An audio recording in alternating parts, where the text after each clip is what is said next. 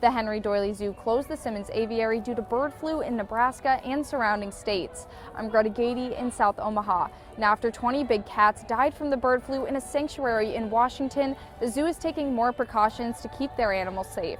As the highly pathogenic avian influenza cases continue to rise, the zoo is putting protocols in place to mitigate the risks and protect its animals. Avian influenza is something that's been around for a very long time. We have really good protocols in place that we enact at different kind of levels to mitigate our risk and really just so we can protect our animals. Taylor Yaw, Director of Animal Health, says one of the precautions the zoo took was temporarily closing the aviary.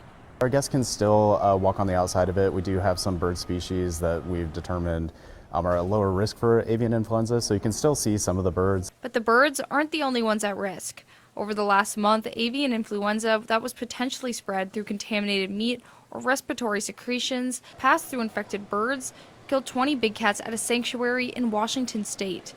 Yaw says the zoo is working with its veterinarians, nutrition department, and animal professionals to determine the best action to take to keep all the animals healthy, including closely watching food sources for big cats and other animals at the zoo, making sure there is no contaminated meat. We're looking at those food sources and just making sure that we know where those food sources are coming from and whether or not they're at a high risk for avian influenza.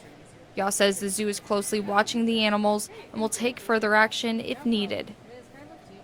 The aviary will continue to be temporarily closed. In South Omaha, I'm Greta Gady.